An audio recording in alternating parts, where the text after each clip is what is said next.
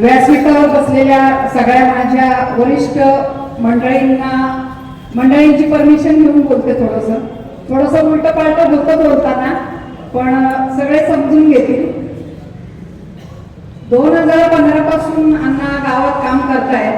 खरं तर अण्णांची माझी काहीच ओळख नव्हती, पण ज्या वेळेला आपल्या गावामध्ये बिबट्याचं जे प्रकरण झालं, त्यावेळेला दादा आमदार नव्हते आणि धरणे आंदोलनासाठी दादा ज्या वेळेला बसले होते, त्यावेळेला दादा कोण आहेत हेही माहीत नव्हतं आणि जयसिंग अण्णा कोण आहेत हेही माहीत नव्हतं. खरं तर जयसिंग अण्णांची माझी ओळख त्या काळातच झालेली आहे. त्यावेळेला दादांना डबा पोचवायचा आहे किंवा अजून काही कामं करायची आणि त्याच काळात मुख्यतः मला एक गोष्ट आवर्जून सांगावीशी वाटते की आमचा जो रस्ता आहे, म्हणजे माझ्या घराकडे येणारा जो रस्ता आहे तो आमचा खाजगी रस्ता आहे. त्याची सरकारी दरबारी कुठेही नोंद नाहीये. पण दादांकडे हा विषय मांडायचा आहे. दादा त्यावेळेला पदावर नव्हते, पण अण्णांचा थोडासा आढावा अण्णांकडे ह्या गोष्टीचा थोडासा आढावा घेतला की हा विषय मी बोलू का, तर अण्णा बोलले की बोला म्हणे, बघा काय होते ते. दादांनी एका रात्रीतून तो रस्ता तयार करून दिला होता. दुसरी एक गोष्ट मला अशी सांगावीशी वाटते की आपल्या पिंपरी पेंढारमध्ये जवळजवळ गायमुखवाडी आणि पिंपरी पेंढार मिळून 500 ते 700 महिला बचत गट आहेत. तर त्या बचत गटातल्या एक जो ग्रुप आहे महिलांचा, त्या महिलांना एका तोतयाने 30 ते 35 लाखाला फसवलं होतं. आता महिलांनी इकडून तिकडून कर्ज काढून जो काही प्रोजेक्ट घेतला होता हातात, तर त्या प्रोजेक्टसाठी महिलांनी पुढे कर्ज काढ, कोणाकडून नातेवाईकांकडून पैसे घे, असं करून 30 ते 35 लाख रुपये त्या माणसाला दिले होते. बरं, त्या माणसाने नंतर आहे ना आमच्या महिलांना कोणत्याही प्रकारचं मार्गदर्शन दिलं नाही किंवा कुठच्याही प्रकारचं सहकार्य दिलेलं नाही. अशा वेळेला म्हणजे मला हा विषय खूप नंतर कळाला, पण ज्या वेळेला कळाला त्यावेळेला आता काय करायचं, महिलांनाही टेन्शन आलं.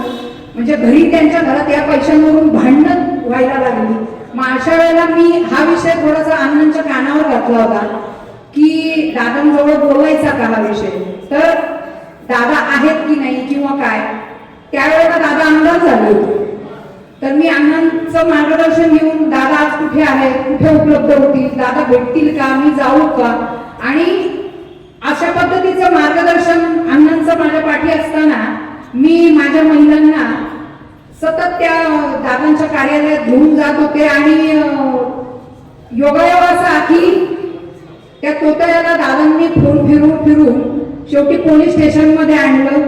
लेट का होईना जवळजवळ आपल्या गावातील आपल्या महिला अशा धूर्त तोतयापासून फसता वाचल्या. 30 ते 35 लाख रुपये त्या महिलांचे त्यांना परत मिळाले. त्या मागे अण्णांचं सुद्धा खूप मोठं योगदान आहे. प्रत्येक जण अण्णांनी काय काम केलं, हे केलं ते केलं हे सगळं सांगत बसले, पण मी थोडंसं हे वेगळ्या पद्धतीने का सांगते. अण्णा आज निवडून आल्यानंतर सामाजिक आणि राजकीय काम करणार आहेत, याच्यात काही प्रश्नच नाहीये. परंतु प्रत्येकाच्या घराघरामधल्या लहान मोठ्या अडचणींना सुद्धा अण्णांना एक फोन केल्यानंतर अण्णा आपल्यासाठी उभे राहणार आहेत, याची मला स्वतःला खात्री आहे. मी फार कमी ओळखते अण्णांना, पण या कमी कालावधीमध्ये मी जे काही अण्णांना ओळखलंय त्याच्यावरती मी ही ग्वाही देऊन सांगते का इथून पुढच्या काळात अण्णांना जर आपल्याला म्हणजे आपल्यासाठी, स्वतःसाठी, आपल्या कुटुंबासाठी राजकीय आणि सामाजिक काम अण्णा करणार आहेत याच्यात काही वाद नाही, पण आपल्या वैयक्तिक काही अडचणी असतील तर त्यासाठी अण्णा कायम उपलब्ध राहणार आहे. माझ्या तमाम स्पेशली महिला भगिनींना विनंती आहे की इथून पुढचा काळ इलेक्शनच्या आधीचा थोडा वेळ अण्णांच्या प्रचारासाठी द्यायचा आहे.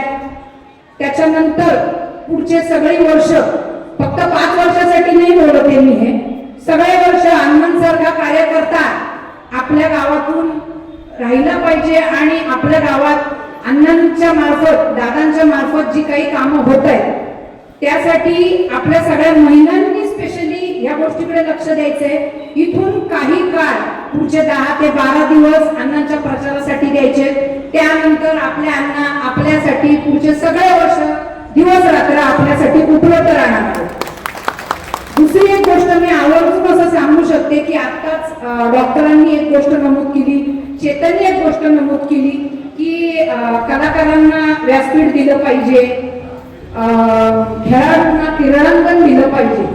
पण मला माझ्या वैयक्तिक नाही म्हणता येणार, पण माझ्या महिलाही काही कमी नाहीये. आज मी एवढं इथे येऊन बोलते, अशा बऱ्याचशा महिला आहेत, त्यांच्यामध्ये असे बरेचसे सुप्त गुण आहेत. माझ्या महिलांच्या गुणांना वाव मिळण्यासाठी माझ्या पिंपरी पेंडाल मधल्या ज्या काही रायमुपाडी असतील, पिंपरी पेंडाल मधल्या ज्या काही महिला असतील, ज्या सगळ्या महाराष्ट्र उमेद अभियानाअंतर्गत ग्रामसंघ आहेत, काही बचत गट आहेत, काही खाजगी बचत गट आहेत, तर आम्हाला बसायला जागा नसते. आम्हाला कधी कधी ग्रामपंचायतच्या कार्यालयांमध्ये सुद्धा काही वेळेला काही अडचणी निर्माण होतात. आम्ही इथे मीटिंग घेतो. अण्णा तुम्ही सगळ्या पद्धतीची कामं करणार आहे, वरून दादांच्या मार्फत तुम्हाला निधी उपलब्ध होतो. माझी एवढी एकच मागणी आहे की माझ्या पिंपरी पेंडाल मधले जेवढे काही बचत गट आहेत तेवढ्या सगळ्या बचत गटांना आम्हाला एक हक्काचं असं अस्मिता भवन तुम्ही उपलब्ध करून द्यावं, ही माझी प्रामाणिक इच्छा आहे. त्याचप्रमाणे मी अजून एक गोष्ट नमूद करते की आज जेवढी लोक इथे आज बसलेली आहेत, माझ्या सगळ्या तमाम मायबाप बंधू आणि भगिनी यांनी आज अण्णांवरती एकदा विश्वास ठेवायचा आहे. अण्णांना सत्ता नकोय, पण अण्णांना आलेली संधी, या संधीचं सोनं करायचं काम अण्णा करतायत. पण आपण आपला सहभाग, आपलं मत अण्णांच्या पाठीमागे देऊन आपण त्यांची ताकद बनायचं आहे. माझी एवढीच इच्छा आहे की सगळ्यांनी राजकीय मतभेद विसरून अण्णांसाठी उभं राहायचंय. माझ्या सगळ्या पीरपट, गाजरपट, माझे सगळे महिला ग्रामसंघ आहेत, उमेद अंतर्गत जे काही बचत गट आहेत, शिवकन्या लेझिम पथक आहे, त्या सगळ्यांच्या वतीने मी अण्णांना पुढील वाटचालीसाठी शुभेच्छा देते.